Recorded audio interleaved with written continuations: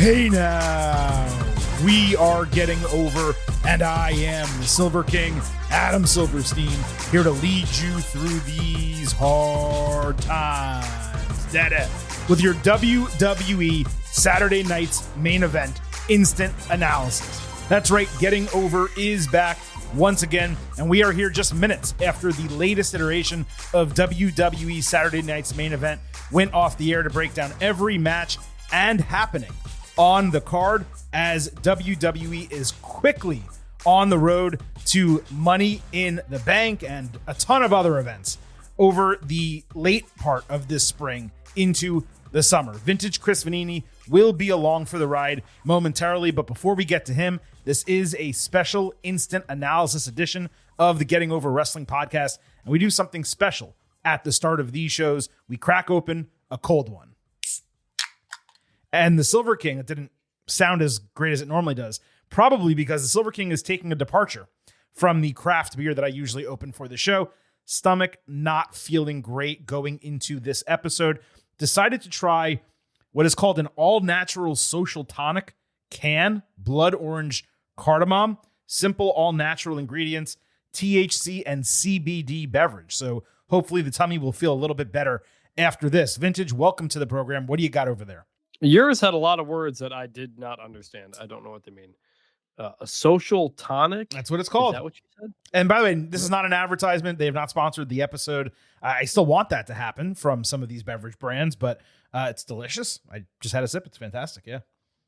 All right. I've had this before. Local Three Nations Brewing, the Sucker Punch Watermelon Berliner. I love this thing. I drink this a lot. So got another one here. At least you have something real there and not some, what was it?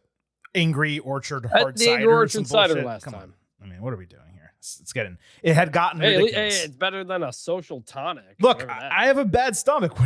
I'm washed, man. Sometimes you just can't necessarily drink a beer, but look, there's CBD and THC in this, so a buzz will be happening one way or another on this episode of the Getting Over Wrestling podcast. Now, look, we have an absolute ton to discuss here on the show, but in pure Saturday night's main event style, we can't get to it until I remind you that here on the show, it's all about the five. So head over to Apple Podcasts and Spotify, leave a 5-star rating on Apple, take a little extra time, leave a 5-star written review. If you do, we will read it live right here on the program. But just like on NBC and Peacock, you can't get even an entire way through a segment of the program without an advertisement being thrown right at you.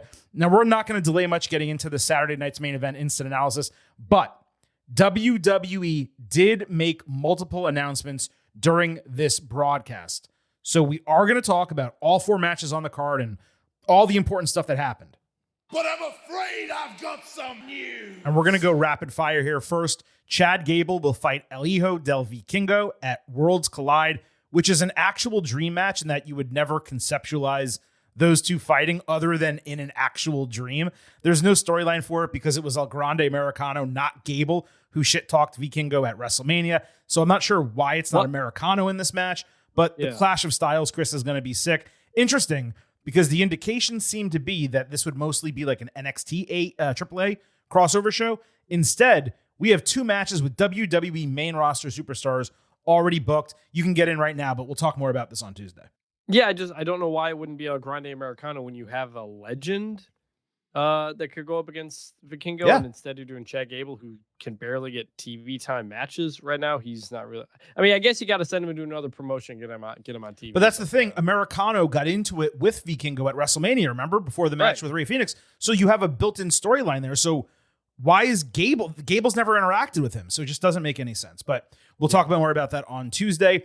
We're going to save the talk about the move of WrestleMania 42, still unofficial, for Tuesday's show. But because I gave a preview of that on the Thursday NXT and AEW episode, which you should go back and listen to if you have not, because on that show are 2 ultimate previews for NXT Battleground and AEW Double or Nothing, both coming this Sunday. We'll talk more about that in a moment. But I did briefly talk about WrestleMania there. Because I did that, I'm briefly going to mention here that WWE announced 3 events in Atlanta occurring in mid-July. NXT Great American Bash, which did not have a specified date or time. Kind of odd. We'll get back to that in a moment. Plus, the next Saturday night's main event on Saturday, July 12th, and the return of WWE Evolution on Sunday, July 13th. Now, my presumption is that NXT is going to run Great American Bash Saturday afternoon head-to-head with AEW All In. It's possible that it's just going to be a TV special the prior Tuesday or the following Tuesday, and that's what Great American Bash has been recently. But it is odd that they made this huge grand announcement of 3 shows, and they only announced the dates and times of 2 of them. Now, the start time of AEW All In was moved up because they knew Saturday night's main event was that evening. So that's actually being run in the afternoon, which is hugely positive because the show is so long. But as I reported on buymeacoffee.com/gettingover exclusively months ago, the scheduling of Saturday night's main event, it was not done to offset All In. WWE does not have free range when it gets to broadcast live nationwide on NBC.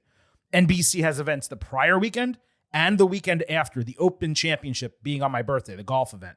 So this was the week in July for them to run the show. However, if WWE does put Great American Bash in the afternoon slot, head-to-head with All In, that is unabashed counter-programming. That show never happens this late in the year, and it was originally scheduled for July 4th weekend in Connecticut, as I reported on buymeacoffee.com/gettingover. So that would be deliberate. What this also means, Chris, is this is 3 more events in this extremely short window of time. I'll do all the math ahead of our Tuesday WWE show. We will talk about this at much greater length, but this is a breakneck pace unlike anything I've ever seen WWE do before, both when it comes to scheduling events and scheduling events in a certain period of time. This is particularly notable because a 2-night SummerSlam is going to happen 3 weeks after they do these 3 events in Atlanta. So like I said, we're going to get back to all of that, but here on the Getting Over Wrestling podcast, I need to remind you. I happen to love the number 5. And I hope you do as well, because for $5 a month, $50 for the entire year, you can become an official Getting Overhead. Just visit buymeacoffee.com/gettingover. Sign up. You'll get bonus audio, the fastest 5 minutes in professional wrestling, instant reactions to every major show. And as mentioned already, exclusive news analysis posts every week. Please sign up. Please support the show. buymeacoffee.com/gettingover. Vintage, I promised there were going to be Saturday night's main event style ad reads throughout this entire program. Hey, I may even cut myself off mid-sentence for a match breakdown to go ahead and do them. We're just trying to live up to the event itself. But with that said, let's officially move into this WWE Saturday night's main event instant analysis. Chris, I thought the aesthetics of the show were on point as usual, particularly when it came to the ramp and the guardrails. But for some reason, and I couldn't put my finger on it, it didn't feel as nostalgic as the first one or even the second one. Nothing's going to live up to that venue and all the effort they put into it. But look, Jesse Ventura, he makes me pop when he works with a straight man like Joe Tessitore. You have Tess out there trying to tell a simple story about them having breakfast, and Jesse immediately shoots at him. Actually, I don't drink coffee, Tess. What are you talking about? He won't even let you get away with anything. So that popped me. Jimmy Hart, Bushwhacker Luke, Lalani Kai, the U.S. Express, and my favorite wrestler when I first started watching WWF as a kid, Tatanka. They were all ringside during the show. It was great seeing Tatanka. He looked healthy. I will also mention briefly, there was a certain politician at the show who will remain nameless on this podcast. He was not shown on TV. I had a buddy in attendance who texted me. He said that shithead was roundly booed and mocked by the crowd before the show. So that was music to my ears. But aside from that, your thoughts on the aesthetic and, everyone that was in attendance for the show. It wasn't as nostalgic, although it still was a bit. But what I realized is I appreciate how clean it all is compared to what we get on Raw and SmackDown now. No ads on the mat, no ads on the turnbuckles, not a ton of promotional stuff. There obviously is some of it, but the wrestling show was still the wrestling show. And that, when I watch Raw and I see the ads on the mats, I just get angry a little bit. And it was just clean. I could sit back and relax and just enjoy what we were getting. The referees wearing the blue shirts and bow ties. I love that. It really is such a better look than the weird polo shirts they wear right now with the vertical 2 stripes. it got back to the basics, and Raw and SmackDown aren't going to be doing that anymore. And so this was a nice, no ads on the apron or anything like that. Just what did you think about the big logo in the middle of the canvas? Because that was new. I thought it was fine. I liked it. I mean, like, if it's the show logo, that's fine. I mean, NWA did that. WCW did that. Mm-hmm. It's a vintage logo. WrestleMania, they used to do it for WrestleMania. But I'm looking at it on my wall right now. I have a piece of the mat from WrestleMania 12 when Shawn Michaels won the WWF Championship. And I went out and purchased it. That's how big of a fan I was of HBK at the time, how big that event was for me. I've actually shown it to him before after an interview. But I have a piece of the mat. And if they did event mats and cut them up and put them in frames and sold them, I mean, you talk about like TKO and WWE trying to monetize everything. They would make a lot of money if it didn't have ads. Correct. That's a great, so I had no issue with the logo on the mat. All right, let's go match by match. We're not going to go in the order that I expected or that WWE gave us Saturday night's main event. We're going to go in the order that makes the most sense for the Getting Over Wrestling podcast, and I will make this transition without an additional ad for now. So we had John Cena against R-Truth in a non-title match, and I will mention here, because I did forget, that we will also break down any applicable go-home moments from SmackDown, which happened on Friday night, before we discuss some of these matches. So Truth came out before hour 3 of SmackDown, saying he's not preparing to fight his childhood hero because he doesn't recognize this version of Cena, who is obsessed with power. He was trying to cut a serious promo. The crowd kept wutting him in the first half over and over again, which was annoying as hell. Truth explained that Cena grew distant over the years. He thought it was about him, but Cena actually isolated himself away from all of his friends. He compared Cena to Smeagol and the WWE Championship to the Precious, saying that this was all about Cena's ego. And I can't even believe I got that reference when he said it. Truth said Cena is the GOAT, but if he needs it, he will beat the hustle, loyalty, and respect back into his ass because he misses his hero. Then he referenced, if Cena wins, we riot. This was an excellent promo by the Truth character, actively hindered by the crowd trying to get itself over in Savannah. Why they would do that for a babyface, I cannot tell you, but it didn't detract too much from like the solid go-home moment. I originally wanted Cena to kick the ever-loving shit out of him for heat. After this, I wanted Truth, to get like a respectable 7 to 10 minutes before that happened. That's how successful this was on Friday night. I'm impressed you said Smeagol instead of Gollum. Wasn't it Smeagol, or am I wrong? Well, Smeagol gets the ring, and then he becomes Gollum. Gollum right. Yeah. So usually people say Gollum first, so good job. The reason the crowd was wutting him so much was because he leaned into it at the beginning of the promo. And I wrote that down when he did it. I forgot exactly how he did it, but that's fair. He leaned into it, and then it got them going, and then he's cutting his promo in a way that like encourages them to what him.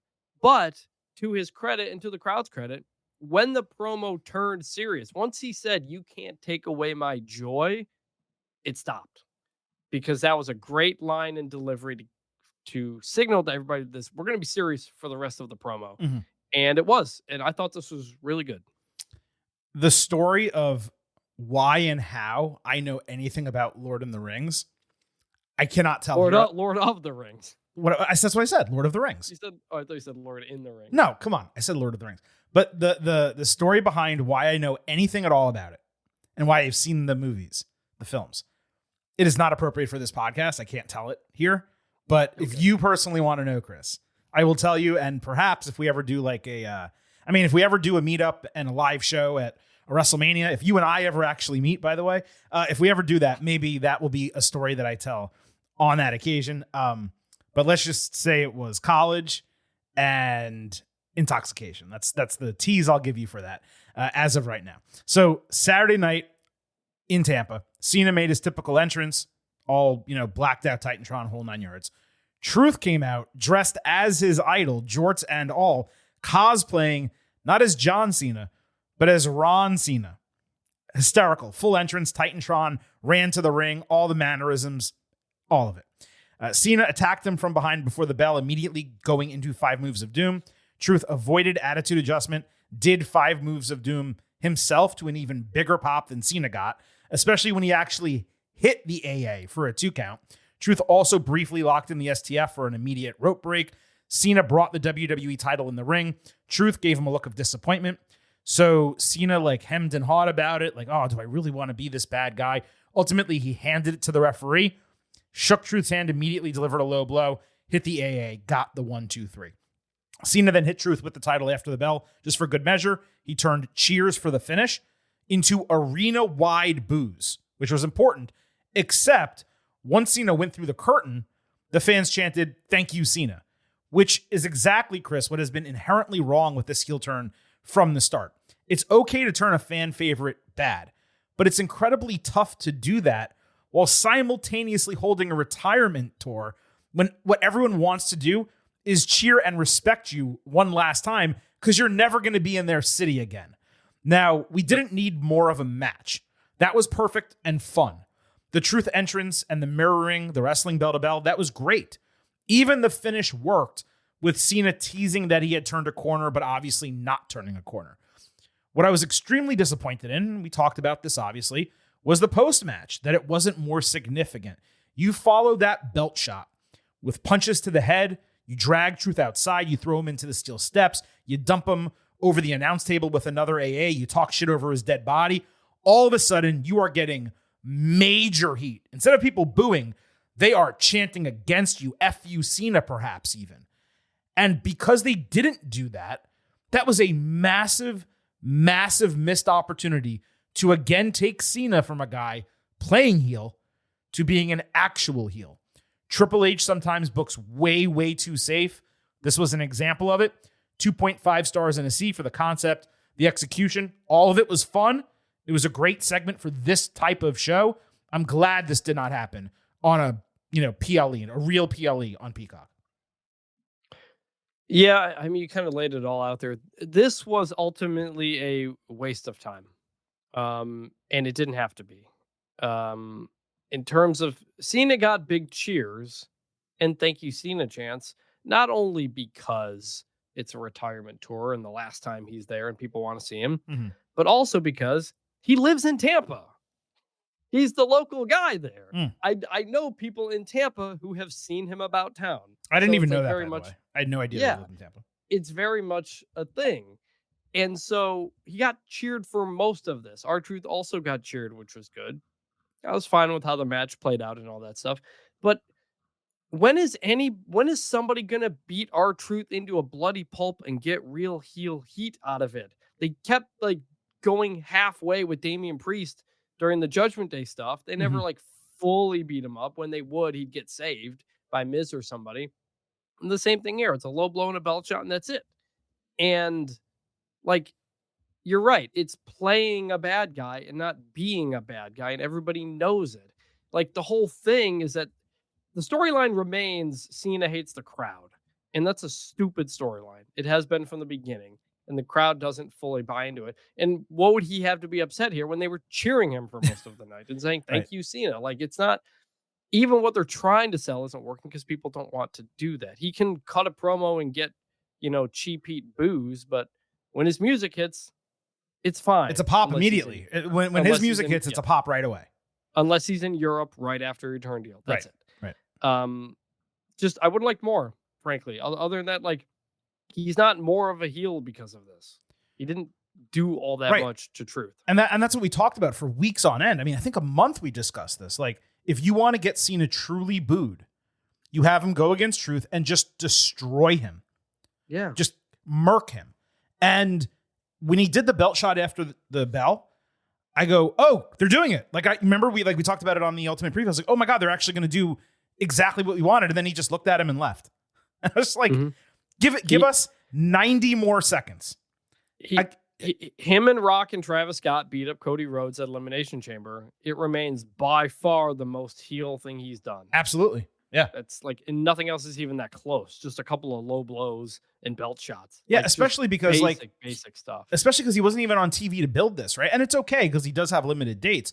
But if he had been on TV, then he could have bloodied or bludgeoned Truth leading into the match, where then if you do the match this way, you can just say, okay, well, you already beat him up and he's already getting booed, so you're good. But it was just a huge, huge missed opportunity to actually get heat on this guy. I don't understand what Triple H is so afraid of. It does not make sense. They're right with so much of this booking that we've been criticizing. We've gotten a lot of DMs and comments from people like agreeing with us on the booking. And it's like, it's right there. They just don't go the extra step to make something that makes sense on paper into really, really good. All you got to do is a more beating up of truth. Everything else is laid out fine. It's like an improv, right? It's and then all they have to do is the and then, but they're not doing it. With this entire John Cena heel turn, there have probably been 3 different opportunities to do the and then Cena does this, and the crowd vociferously boos him. And they aren't taking those chances. And the question is, why? And I don't know that we're ever going to get an answer. I just think it's bad booking. Or maybe not bad booking. I think it's incomplete booking. Yeah, and it's I had one other question that came to me tonight. Should Cena bring back the spinner belt? No, because he's not doing this for the fans. Didn't he in that promo complain that fans didn't like the spinner belt? Yeah, he did, but it doesn't seem like his character is so confused. It's so convoluted. Yes. It doesn't seem like he's actively doing things to make the fans mad. He's just not doing things to make them happy.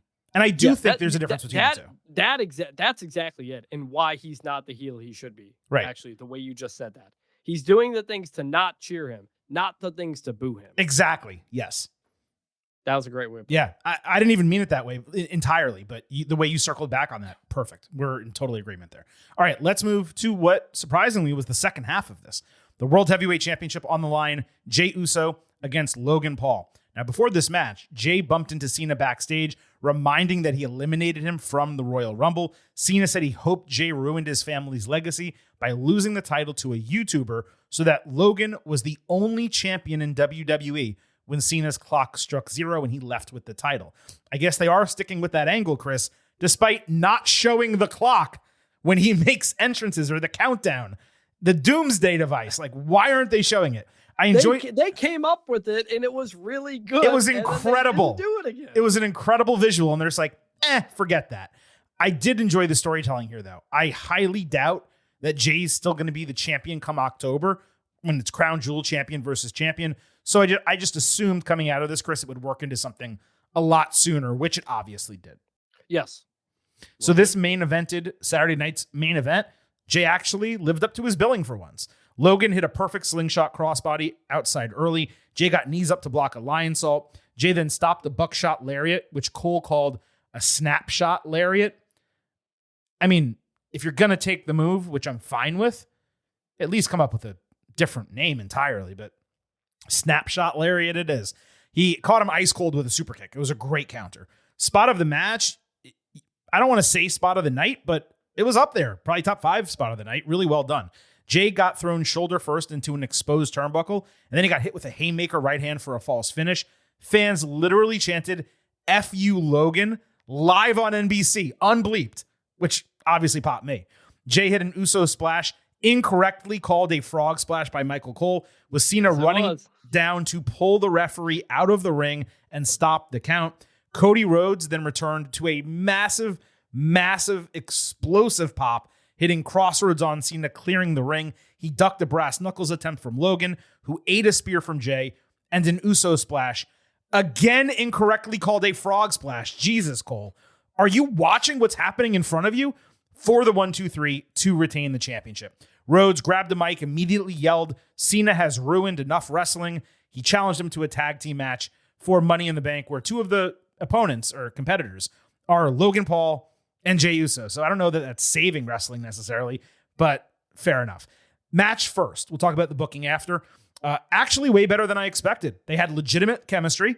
The extreme babyface heel dynamics, it completely worked to get the crowd primed for the return of Cody. They were heavily cheering Jey, heavily booing Logan, and that extreme really, really worked in the main event of a show for casuals, which is what Saturday night's main event is. It was short. There wasn't much to the finish given all the interference, but Logan really shouldn't have been challenging for the title anyway. So I'm at 3.5 stars B just for what happened in the ring. It was something that exceeded expectations, and Jey, to his credit, kind of carried Logan to a quality match. Yeah, it was good. I enjoyed the match. Like the Cena bit coming out, which we'll get into, but that kind of stopped the stopped the momentum of what was actually a really good match. I was like, I kind of don't want the interference here because these guys are going pretty well. So credit to both of them. Credit to Jay. It was a good match. It was a worthy main event that was going well, and ultimately, Jay gets the win as expected. I will say, at the moment when Cena interfered, I thought, oh no, Jay's not going to get the win. I thought we were going to get interference, bell, DQ, whatever. And I'm thinking Jay couldn't beat Seth. Jay couldn't beat Logan. He's the champion. He's got to win.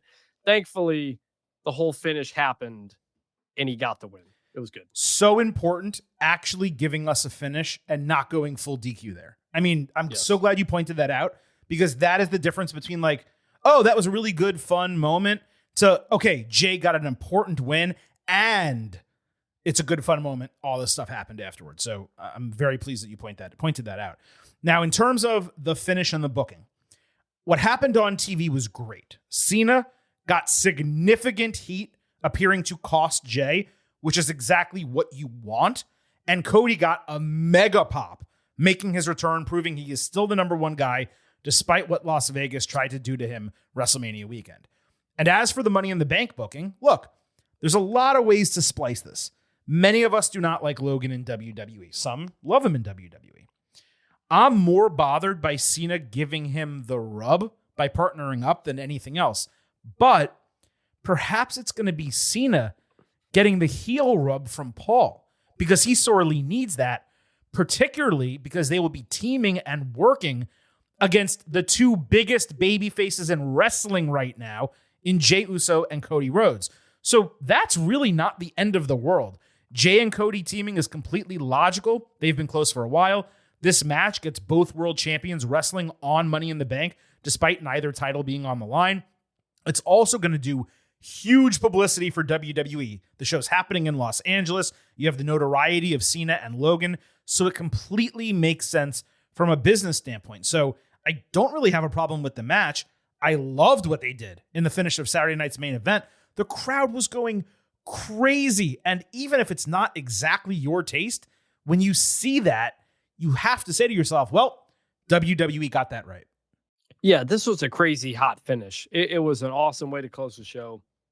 A real Saturday night's main event, kind of an interference, lot going on, but the good guy gets the win in the end. That all worked out. And Cody barely got that promo out before they cut. They extended, by the way. The broadcast went over. I'm sorry to interrupt you, but it did. Yeah, the credits had rolled, and I was waiting for it. It's like, and Money in the Bank cut. Like it jumped to, I think it was Law and Order or something I was getting on my NBC. So they held out for as long as they possibly could. That is good. The roar for Cody was awesome, as you would expect. I didn't love Cole's call in that initial moment because he says, and here comes the quarterback. And I'm like, what? Cody's been gone for a month, 2 pay-per-views, like almost 2 months. Like, and then he goes, Cody Rhodes is back. I was like, okay, that's the call that we needed. But I didn't want like, and here comes the quarterback as your first call for Cody when it's the longest he's been gone for non-injury reasons since he came back. And yes, Logan and Cena teaming up. That is very much a heel rub for both of them. Like whichever way you want to do it, like that, I'm fine with that for that exact reason. He wants to ruin wrestling. What better way to do that than to promote Logan Paul? You know, so that all makes sense. It made complete sense, and they're really, I would hope, outside of when Cena's music initially hits at Money in the Bank, he should get booed that entire match. I would be stunned, honestly, if he gets cheered at any point, given no matter who he's wrestling at any given time, it's Jay or Cody, the number 1 or number 2 babyface in the company. Yes, totally. Now, the only concern I have with this booking is it does bring Cody back into a feud with Cena, and it makes me wonder, like, what exactly is the plan here? Are they going to rematch at SummerSlam? If so, Cody would have to win the title back, right? And then if he does, what happens to the heel turn? Where's the inverse CM Punk match, for example? What about the countdown? So what happens after Money in the Bank is actually concerning because Cody is back in it with Cena right away. But as a match booking for the show itself in a vacuum, it completely works. Also depends how the match goes. I mean, if Cena and Logan Paul win and maybe Cody gets covered, there's a case that Cody doesn't deserve a title. Or maybe they injure him. They actively try to injure him and knock him out for 2 months or something. I hope not, because he just missed 2 months or a month and a half. I know. I'm just saying. But yes, I do have that same concern, because if you're gonna run Cena Punk, you're gonna do Cena the heel, Punk the face, because Punk, spoiler alert, we'll get to it, is crazy over right now. It's insane. So a lot of possibilities. We don't need to get too far down it, but overall, this was a great main event of the show. Yeah, it was. Now, here on the Getting Over Wrestling podcast, you can follow us on social media 2 different ways. First, on Twitter, @GettingOvercast, and then second, on Blue Sky, @GettingOver. No matter where you follow us, you get episode drops, news, analysis, highlights, all of that good stuff. You can send in questions and comments for the show. We will do our best to read them on the air, and you get to vote in pre- and post-show polls surrounding premium live events, pay-per-views, and specials, like Saturday night's main event. We post one obviously before the show, one after the show, and we will factor your opinions into our final grades for every one of these special shows, including on this episode when we wrap up Saturday night's main event. But before we get to that, we still have 2 more matches to discuss. First, CM Punk and Sami Zayn versus Seth Rollins and Bronson Reed. This opened the show, and it's interesting, Chris, because I actually thought at one point this had a chance to main event the show, but it opened. The heels had slick black matching gear that looked great. The faces had matching gear too. I'm pretty sure they were wearing the colors and styling of the Palestinian flag, which was pretty interesting. That made it on WWE TV and network TV, just given everything that's going on. Breakker did the leaping lariat over the announce table into the first commercial break. Punk hit Rollins with a code red. I cannot remember him ever doing that move before. Maybe he did it as a shout out to Roxanne Perez. Maybe not. I don't know. Rollins caught him with a pedigree for a broken fall. Zayn delivered his seated springboard moonsault ringside, and much later the exploder suplex. Rollins and Heyman both stopped Luva kick attempts when suddenly, out of nowhere, Bronson Reed returned and straight up splashed Punk through a barricade. Breakker then caught Zayn with a spear for the 1-2-3. Reed got into the ring. He squared off with Breakker, only for Rollins to step past Braun and hug Bronson while laughing. The big men, then they looked at each other and shook hands. Oh, we got 2 big meaty men bumping meat tonight. I mean, bumping a different kind of meat, but they bumped meat right in the middle of that squared circle. Punk tried to go after Heyman's leg like a really dumb babyface, only to immediately eat a senton and then a tsunami from Bronson Reed. The reveal of Bronson as the 4th man in this now faction was awesome. I'm not sure if it was purposeful, but having him first show up in the background of a wide shot, it made it feel like something happened out of nowhere unexpectedly. And it was legitimately unexpected, both that the stable would add its next member here, or even that it would be Reed, who obviously left as a heel, but had feuded with Rollins while deciding to team with Bloodline 2.0. Now, we can talk about the fit and finish of Reed in this faction momentarily, but he looked great alongside those guys. It drew legitimate heat, and as an actual surprise that was not spoiled or teased on television, it was probably the most monumental thing that had happened through 2 1/4 iterations of Saturday night's main event at the point this match ended. This was extremely tough to grade, given it was half of a 15-minute match that occurred during commercial break. But from what I saw, 3.75 stars B+, just because of the interference finish. It was going way higher than that. Everyone worked really hard. The return was great. The post-match was great. They knocked this out of the park. Yeah, really good match. We talked about what would main event and what would not. I think we thought there would be interference in this match. I think we thought maybe like Gunther and Jay might get involved to set up a 6-man for Money in the Bank.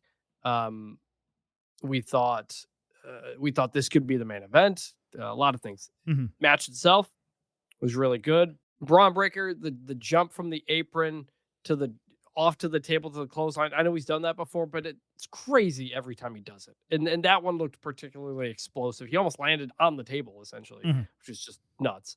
The finish, Heyman grabbing Sammy's leg to create the distraction and everything, that doesn't happen very often. Paul Heyman very rarely puts his hands on the wrestlers. Even when he was with Roman, he might distract and do some things, but that was interesting. It was kind of a different type of Paul Heyman interference that he doesn't often do. The Bronson run-in, you're right that kind of coming in on the wide shot was surprising, but I also was waiting for the cut to right before he runs into Punk, and we never got it. And I think commentary was waiting for it too, because it took him a minute to say what it was. But good match, really hot start. And we can talk about what this means for Seth, but really good match. And then I loved when Cole said at the end, we've been ragging on Cole a lot here. Well, if the guy can't tell the difference between an Uso splash and a frog splash, he deserves it. But yeah, go ahead. So after Bronson Reed hugs him and everybody, Cole says, "Why would Bronson Reed do this?" And I'm really glad he said that. Mm-hmm. That is classic old school wrestling reaction to a return / heel turn team up, whatever you want to call it. Because oftentimes he'll do that. He'll hug Seth and then I can't believe this happened. I can't believe this would happen. Terrible thing to do. What a bad person. No, we still have questions. Absolutely. Even though they hugged each other, we don't know why he did that. And Cole saying, why would he do that? That's a reason to tune in to watch Monday Night Raw to find out why that happened. And he's telling us that. So that was really good. And Cole also called this group a dangerous coalition. So not quite the dangerous alliance of Paul Heyman's history, but I don't know if that's a name or the name, but an interesting use of a phrase there. I hope it's not the name just because it's too many syllables, like dangerous coalition. Like it's a little too much, right? To flow off your tongue, like something, DX, Evolution, NWO, you want something tighter. So I hope it's not that. And dangerous alliance is a lot faster to say than dangerous coalition, or at least it flows better off your tongue than dangerous coalition. It's just more difficult to say. So I hope that's not it. But to your point, Cole was great in that moment, referring to Bronson Reed and kind of saying, why would he ever do something like this? It doesn't make any sense, basically. And I appreciated that when they didn't give us the camera shot, Cole didn't call it until we could see who it was. He did the exact same thing with Jeff Cobb, now JC Mateo, when he debuted. Yep. You couldn't see the guy's face, so he waited, and then you saw him, and Cole goes, oh my God, that's who it is. So he was able to recognize him, but he doesn't give it away when the person, forget being like shrouded in a head covering or a hoodie or something like that. The fans can all see his face, but until we at home can see his face, he should not say that, and he didn't, and he nailed that. I also thought we would get the camera cut, but I was kind of okay that we didn't until like they actually did it, because I was watching and I'm like, what the hell's going on? Oh my God. Mm-hmm. Like that was literally my reaction watching it. I saw them fly through the barricade in the wide shot, and then they cut to it and I'm like, oh crap, it's Bronson Reed. That's sick. So as a viewer, it completely hit with me. Now, before we get to the fit with this group, I need to mention that a 6-month recovery from a talus fracture for a guy of Bronson's size is remarkably fast. I did not have an expectation that he could even potentially return until like mid to late summer at the earliest. Now, maybe the MRI they showed on TV was not actually Reed's injury, but my podiatrist friend who watches WWE, he messaged me immediately saying how shocked he was to see him on screen. He's the one that I had spoken with when this initially happened, and we kind of gave that timetable that I think he eventually confirmed. But anyway, the fit in this group is real interesting. We all just assumed Breakker would be the heavy. Bringing in Reed, who is obviously big, it's unique because he does not have the imposing height that one would normally expect from someone in that type of role. Omos could have been an interesting choice either way. Eric Galvin at EG720 suggested that during the show. He tweeted us. Obviously, I've been pushing for Austin Theory, thinking the move was to go with another up-and-comer. And it's possible that this group grows beyond the foursome. But having Reed in this role and seeing him next to Breakker, you just look at that trio and you're like, who the hell is going to beat those guys with Heyman helping Rollins call the shots? Theoretically, no one. And the storyline for Reed coming back, it's really easy to talk about. You have Rollins and Reed burying the hatchet, getting on the same page through mutual respect and desired goals. Seth, he's able to forgive and forget the 6 tsunamis. Bronson, was trying to make a name for himself. He understands that as a guy who himself tried to make a name for himself. Reed understands he needs someone like Rollins to get to the next level in WWE. It's great. It's easy. And I'm sure that's the story they're going to tell. It's just, I did not expect it at all. What's also going to be interesting is whether Braun and Bronson work as a team. Because if so, they are a no-brainer for World Tag Team Champions in like a month. I mean, I know New Day are heels and they're champions, but if you want those titles to mean something, you put them on these dudes, Chris. Yes. Yep. Although it is going to, it's going to get not confusing, but saying Braun and Bronson on the same group and well, the they same won't. team, they're going to call them Breaker and Reed. A mouthful. No, but when I say it, as we talk on this podcast, right. I've already had to catch myself. So, but yeah, I mean, just two big hosses, man. Like, and we know Braun Breaker also has the speed.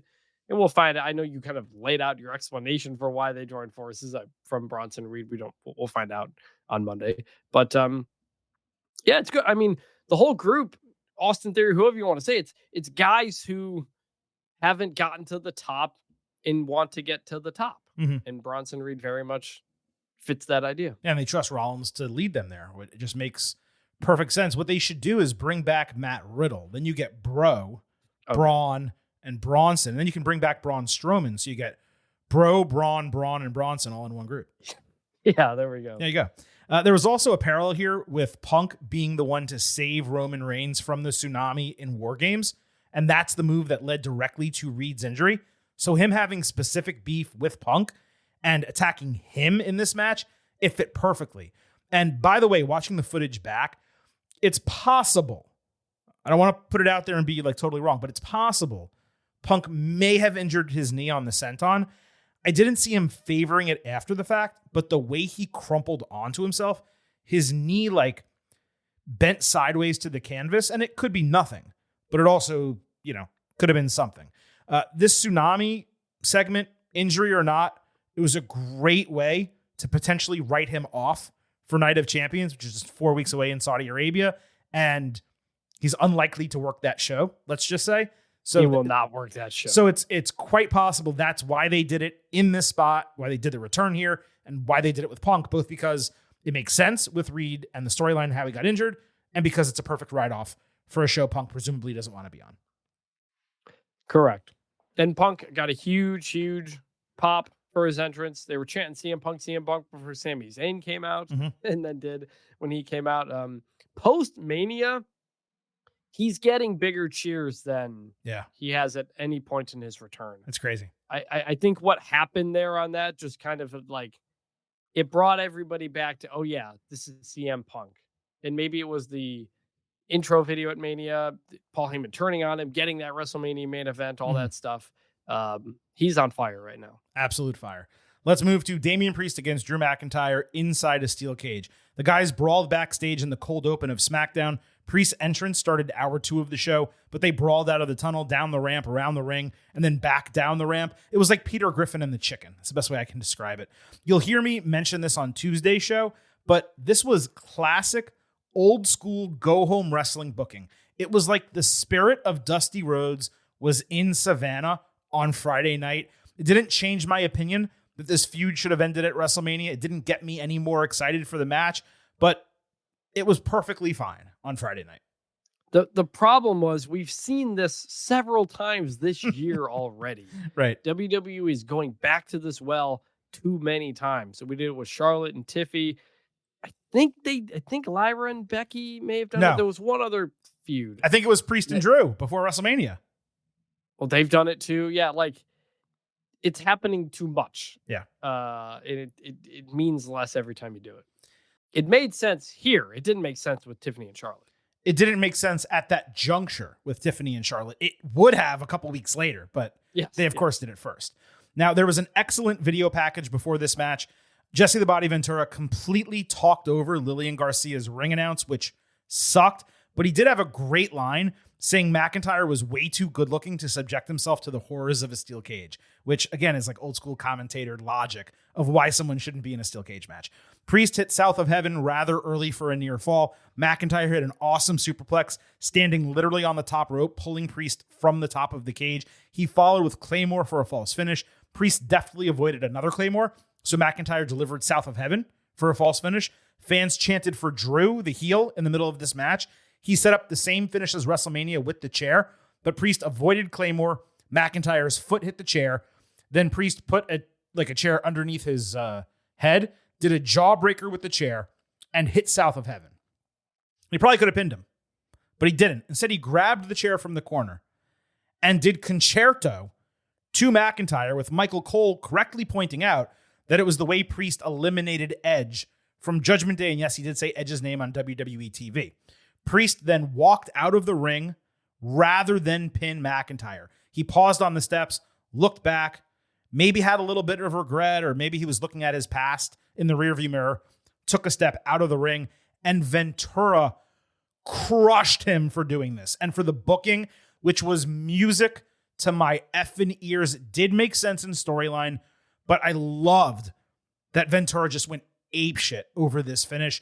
Drew was eventually able to leave the ring under his own power, refusing the stretcher, but we didn't get to see too much of it because guess what? WWE had to go to commercial break. The match was 4 stars and A-. Chris, there is absolutely zero justification for this booking. None. It's perhaps the worst creative decision in the Paul Levesque era. McIntyre, the heel, is the more popular superstar. McIntyre has a greater ceiling. McIntyre is the one who got cashed in upon at WrestleMania and screwed by Priest a half dozen times over the last year. He got his win at WrestleMania in definitive fashion, which is a far bigger stage. I admit that. It also should have been the end of this story. They put on a banger that night. Priest did well for himself in that match, but the better and more important wrestler won. And Priest took serious damage, which gave him the perfect reason to take time off and come back in a brand new fresh feud. Instead of leaving well enough alone, WWE brings him back after like 1 week. He immediately goes back to Drew and gets to contend for the United States title despite losing at WrestleMania. And now you not only put him over McIntyre 1, 2, 3, or I guess it wasn't 1, 2, 3 because he didn't pin him. You don't not only put him over McIntyre, you have him destroy Drew. They had an out. We talked about it on the Ultimate Preview. You didn't like it. I didn't like it. But it was all based on McIntyre's promo. Priest can win the match, but he's the one who gets stretchered out, and Drew is the one left standing. Nah, bump that. Let's not only have Priest win, let's have him concerto Drew and then walk out of the ring, making McIntyre look as worthless as I can remember him looking since he re-signed with WWE years ago. And no, Drew was not protected because he got to his feet. At least Ventura had my back on that. This is a guy who should be in the World Championship picture. He's over with fans despite being a heel. He's one of the best wrestlers and promos in the entire company. And you're not only having him lose to a 42-year-old, you're having him lose definitively to a dude with what has now been proven to be a limited ceiling. And I don't want to hear, well, what if there's another match? There won't be. This was the rubber match. It was the third match. This is now over. Priest won the feud over McIntyre. Him walking out of the ring, that was blatant visual storytelling that he's leaving his beef with Drew behind. That's it. It's done. Closure? Sure. But they put Priest over McIntyre in this feud. For what reason? He's not going to be world champion again. Certainly not on SmackDown this year. Certainly not on either brand before 2026. And by the way, I like Priest. I've liked him since he's debuted in NXT. I've liked him his entire WWE run. I think he's largely criticized unfairly. But this was the wrong winner, and it was the wrong booking, if not choosing the right winner. Absolutely horrendous. This right here is bullshit. Market zero.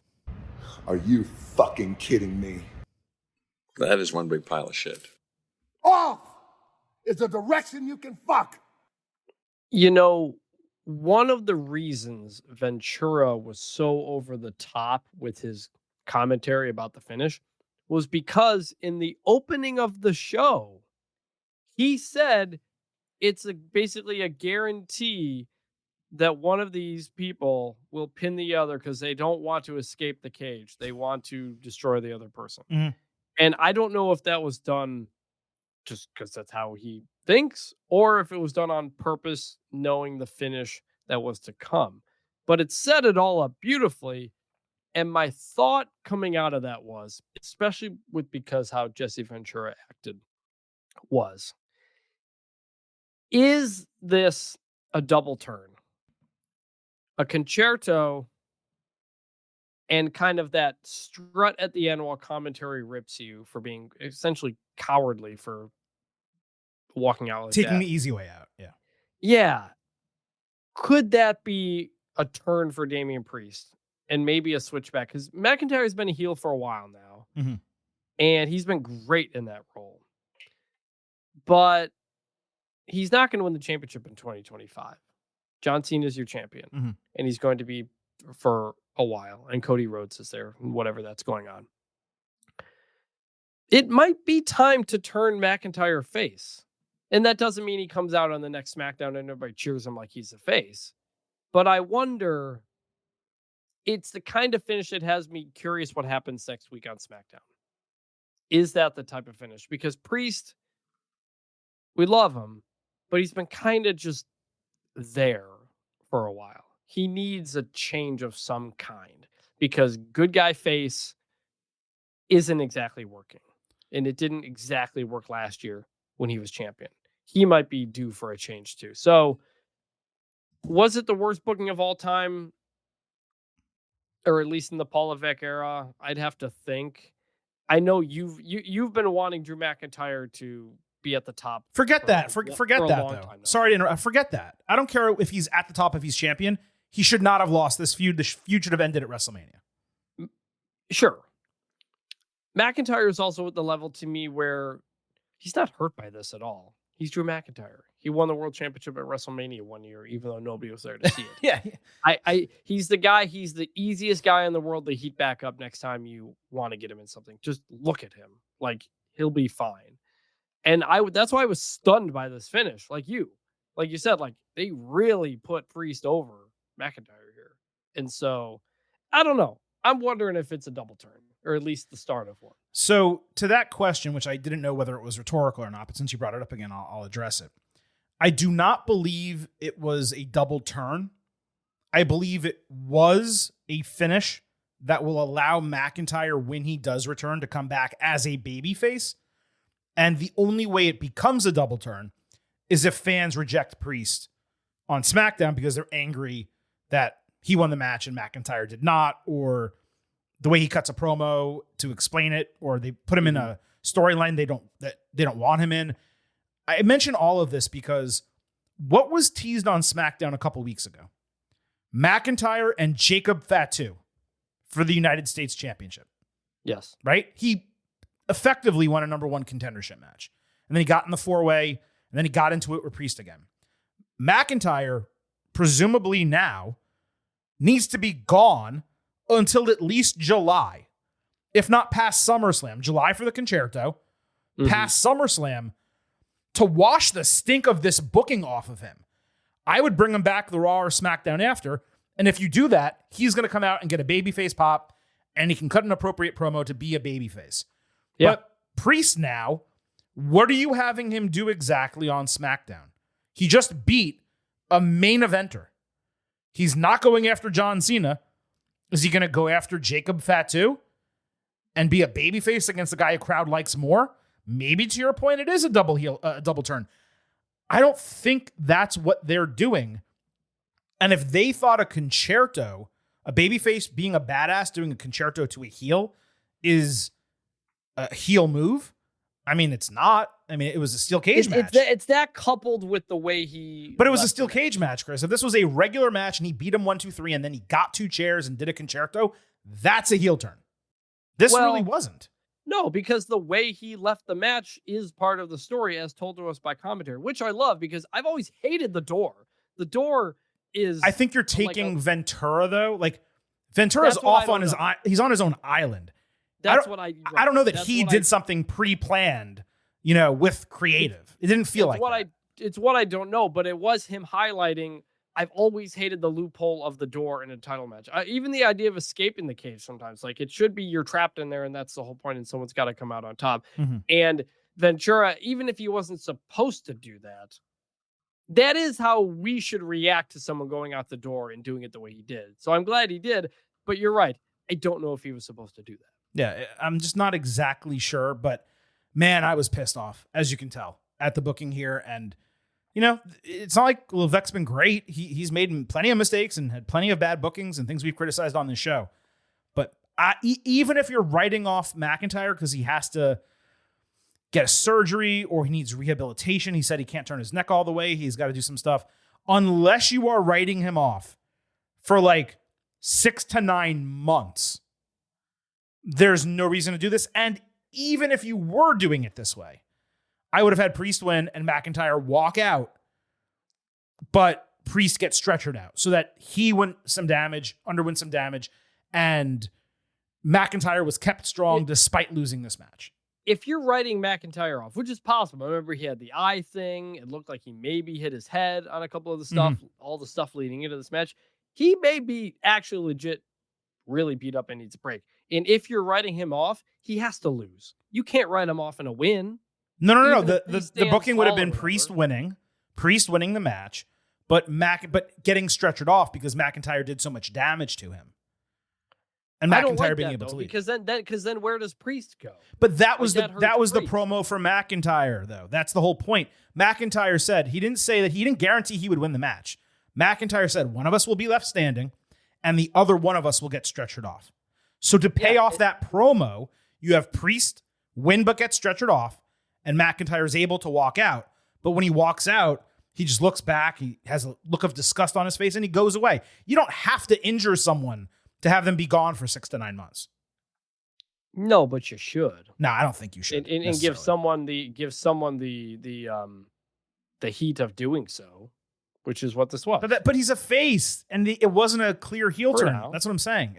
No, but if he's coming out, dude, next Friday, either way, like regardless of anything, there is no scenario in which Drew McIntyre should have lost a 3-match feud to Priest, who cost him the championship that he won at WrestleMania and cost him the championship multiple other times. In the entirety of this feud, Drew got 1 win over him. Granted, it was at WrestleMania in a great match. I'm not taking anything away from that. But Priest dominated McIntyre throughout this entire feud.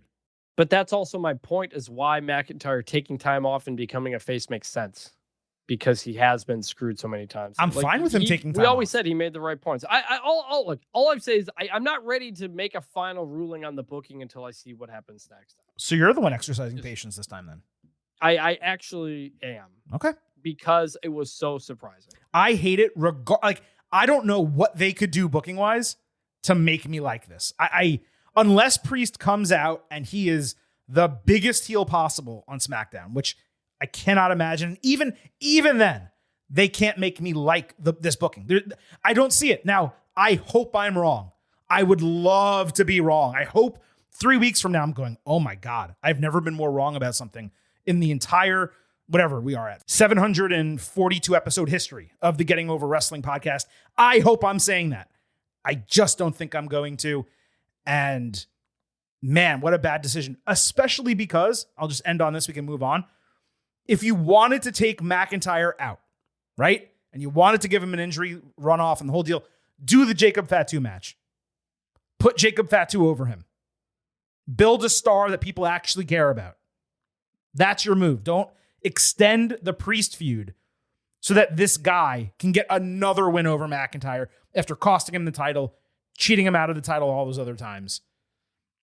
Ugh, man. That's a good way to put it. Jacob Fatu being the one to do it, even though I know he's a face-ish, but no, that's a good point. I'm just saying it would have been better. But all right, let's move to the last match on the card, which was added Friday night on SmackDown, so 24 hours ahead of time. the Women's United States Championship, Zelina Vega defending against Chelsea Green. On SmackDown, Michin and B-Fab fought the Secret Hervis. Green clowned Vega backstage for being a champion and a loser at the same time. She lost the Money in the Bank qualifier that we'll talk about Tuesday on the same episode. Vega went after her. Hervis attacked. The face is saved, with Nick Aldis making this match. What was hysterical about this is that maybe Chelsea was wearing lifts. Maybe it was the camera angle. Zelina's obviously tiny. But when Chelsea walked into frame, she looked like an Amazon woman approaching Zelina. She looked like a child, Zelina did. It was crazy. It was absolutely in part the boots that Chelsea was wearing. It was boots and the camera. It was nuts. Yeah. Like the differential was insane. Michin got a nice hot tag. Vega took Green off the apron when she tried to interfere. Alba Fire took Eat the Feet, and a really cool twisting neckbreaker X Factor from B-Fab for the shocking babyface win. Wade Barrett called the move Fabu Lost, which is a fantastic name for a finisher. I was personally disappointed that the faces won, just given Hervis is the better team and they don't really win, but they need to. But it is clear that this is probably going to get run back as a 6-woman match. So I presume that the heels will get that dub eventually. The best thing was that this got enough time to let fans actually buy into all the teams, and the wrestling was quality. Yes, it was good. Everybody looked good. Like I had honestly low expectations for this, and it blew me away. It was really solid. Now, this match getting booked for Saturday night's main event, I didn't expect it, and I don't understand the point of it, right? Going in, Vega would have either gotten a 4th straight win over Chelsea, or she would lose the title after 1 month. So it seemed like a completely unnecessary ad that may have been done to placate fans who noted that there were no women's matches on the card. But because Evolution was coming up and they announced it on the show, I don't know that they had to throw this on and cut time from another match. I would have loved to have seen the opening match or the steel cage match go longer, but they decided to put this on the card. Now, this had the same number of matches as Backlash in the end. Right, and they did it in 2 hours with commercials. Yep. Now, before the match, Chelsea promised to begin her second reign. Green powerbombed Vega off the apron ringside, which was a great spot. Zelina did a back suplex, kind of a side Meteora, and a backstabber that cameras got the wrong angle on. Her leg then got caught on the rope doing a 619. So because the move didn't make any impact and it was supposed to move into the finish, she literally kicked Green in the nose with her shin. And Chelsea immediately got busted open. I don't know if she broke her nose, but she's bleeding from it. Hervis interfered. Zelina somehow got past them. I missed how. But she hit Avalanche Code Red. So a Code Red off the ropes on Chelsea for a clean win that, I mean, if they do the 6-woman match, okay. But in terms of Green contending for this title with Zelina as champion, this has to be a feud ender. It was a solid but unspectacular match. But while the finish with the Code Red was awesome, the 619 spot was terrible. Zelina was the right winner. You cannot have her reign go 1 month, the first time she's ever held a singles title in WWE. I was a tad distracted during all of this because of the Bronson stuff. I was putting notes down, but I'm at 2.5 stars C. Bonus for the Code Red, deduction for the 619. When Zelina walks out, the graphic says 29 days as champion, first title defense. And at that moment, you know, she's not losing this match. So she didn't. The match was fine. I do think Chelsea accidentally getting busted open, given she was losing this match, is a great thing to have. Oh, it is. 100%. Because you know she is immediately going to turn it into something because she's really talented at that. And she already posted on Instagram a picture of her bloody nose and stuff like that. Like, that's absolutely going to be part of the next gimmick change for her. She did the mourning for losing the title. Now we're going to do this. Maybe she's wearing a Phantom of the Opera mask or something. I could totally see that. There's a lot that she could do. So she's got something to work with coming out of this.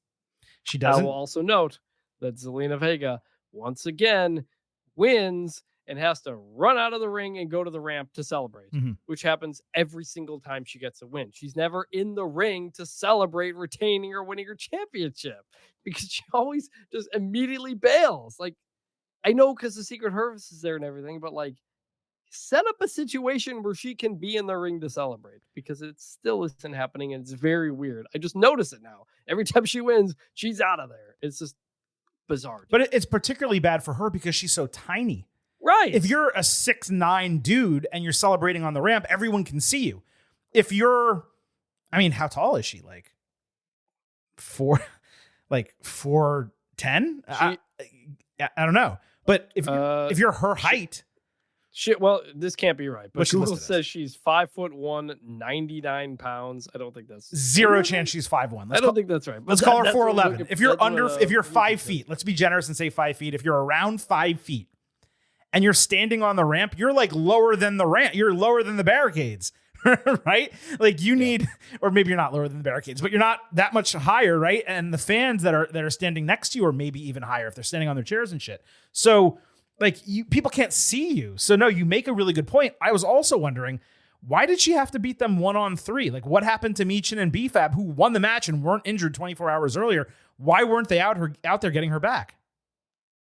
Also true. Some other people think Zelina Vega weighs 106. Also, maybe. Well, I don't care about the weight. I mean, it's the 123 according to one. She's very small. That lady is not 123 pounds. I guarantee you, she's not. But yes, you're right. Michin and BFAB could have come out too. No, look, maybe you're limited on time. It's 5 matches on a 2-hour show. I don't know, but fair point. Now, Chris, before we get into our final grades for WWE Saturday Night's Main Event, I do need to remind everyone that you can find Getting Over on YouTube at Getting Over Cast. Not only do you get full-length audio episodes, if that is your preferred medium of listening to podcasts, you also get full-length video interviews for everyone we talk to in 2025 and a bunch of video clips of old interviews that the Silver King and Vintage Chris Vanini have conducted with the likes of Becky Lynch and LA Knight and plenty of other WWE and AEW wrestlers. So be sure to hit us up on YouTube at Getting Over Cast. Chris, we've wrapped up the WWE Saturday Night's Main Event instant analysis. As always, when we move into the grade segment, you get the opportunity to go first. But I need to remind everyone what our pre-show expectation grades were. You came in at an 88, I believe, a B+ in the Ultimate Preview. Silver King, I actually forgot if I was an 85 or an 86. I think I said 86 maybe, but I was a flat B coming into the show. And all of you are getting overheads on Twitter at Getting Overcast. You got an opportunity to vote ahead of the show. 7% of you said somewhere in the A range. 78%, the clear majority, B+ to B-, 12% B- to C+, 3% C or lower. That averages out to an 84.78, and that's an 85, of course, a flat B. So, Chris, now that Saturday Night's Main Event is in the books, what is your final grade for the show? B+. I think I'm actually going to jump it up to an 89.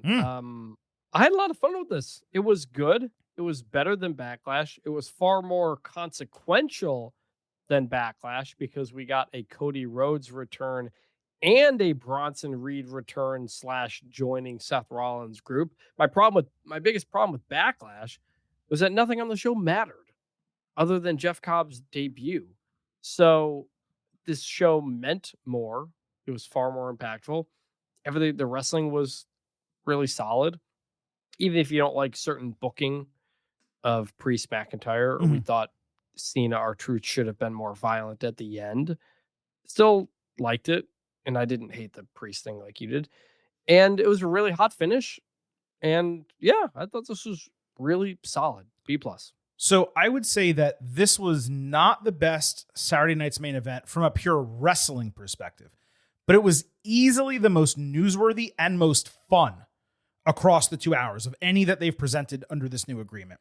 It's exactly what this show should be in front of what for WWE and NBC is ideally a more casual audience.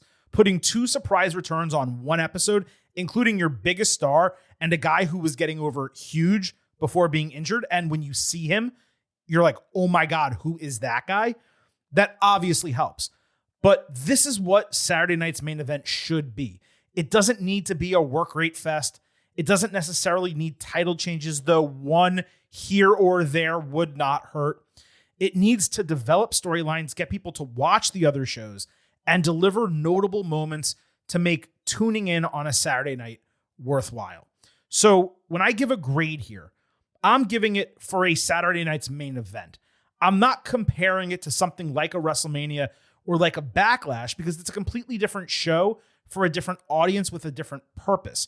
Backlash, if you want to compare, it was way better from an in-ring standpoint. I mean, it blew this out of the water from that, perspective. But to what you said, this had a lot more push-forward storytelling. It directly built to Money in the Bank. And it also kind of explained why, the tag team divisions and on SmackDown in particular, the women's division has been even more prominent on television the last couple of weeks because they were saving some stuff specifically for Saturday night's main event. You'll also remember you and I discussed, well, how is WWE going to effectively build and book all of these shows one after another from mid-May until now, SummerSlam, because there's only going to be a 3-week gap between that weekend in Atlanta that I mentioned and SummerSlam, the first 2-night SummerSlam happening, the first weekend in August in New Jersey. So when I give the grade here, I'm grading it as a Saturday night's main event. And I am right there along with you. I'm in complete agreement. 89 out of 100, a B+. It certainly could have been better if you actually had a couple great matches. If you changed the McIntyre booking, this could have been an A show just because of the 2 returns and the surprises and stuff. It delivered enough, Chris, to make watching valuable.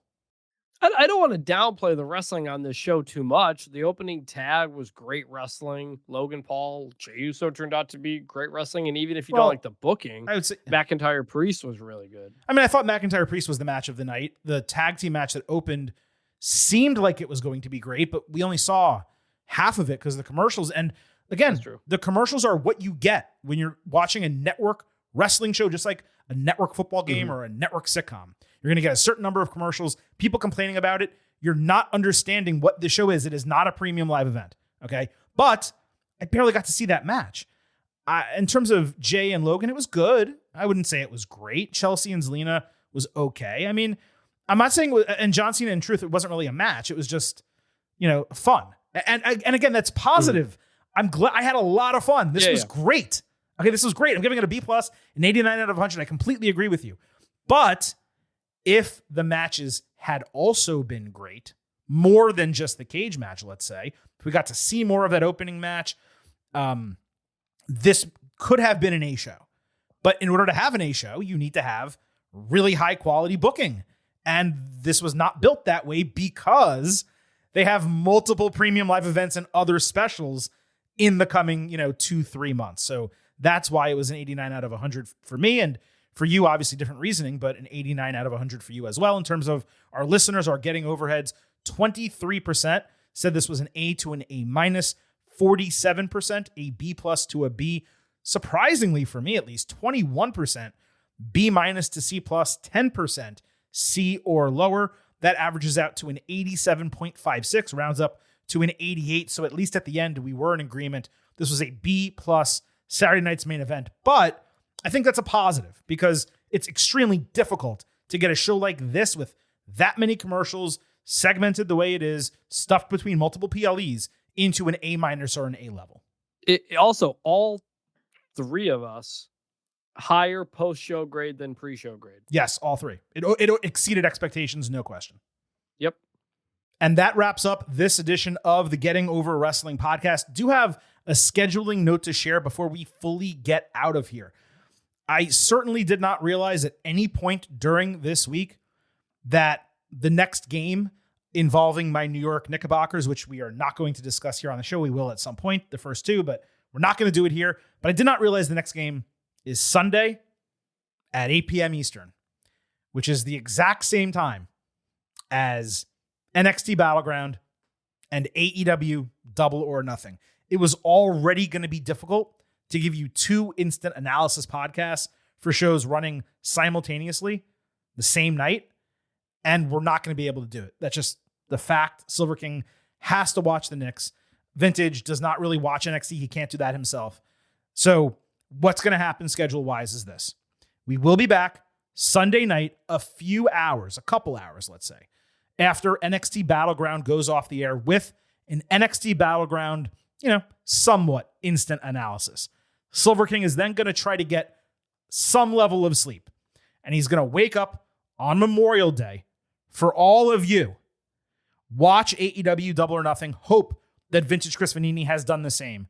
And we will tape an AEW Double or Nothing, somewhat instant analysis. Monday, hopefully before you go wherever you're going to celebrate Memorial Day. So we will still have both shows for you. There will be performance-enhancing audio for your ear holes. But both of them will not come Saturday night as soon as those shows go off the air. We are still planning ahead for the 750th edition of the Getting Over Wrestling podcast. Some special stuff scheduled for you there. It has come up a little bit quicker than we expected. Did not realize we were going to be doing 3 instant analysis in one weekend. We're going to do our best to hit that mark and hit it in a significant way. Vintage, appreciate you being on the show Saturday night. We did ads throughout the entire episode, so I'm not going to run through all of them at the end, but I hope you appreciate this performance-enhancing audio, and if you did, please remember, It's all about Defy. head over to Apple Podcasts and Spotify. Leave a 5-star rating on Apple. Take a little extra time. Leave a 5-star written review. If you do, we will read it live right here on the show. But seriously, if you listen on Spotify, please leave those 5-star ratings. It's quite important for us to get those over there as well. Wrapping up this edition of the Getting Over Wrestling podcast for Vintage Chris Vanini, this is the Silver King, Adam Silverstein, signing off and leaving you with just 3 final words. Bye for now.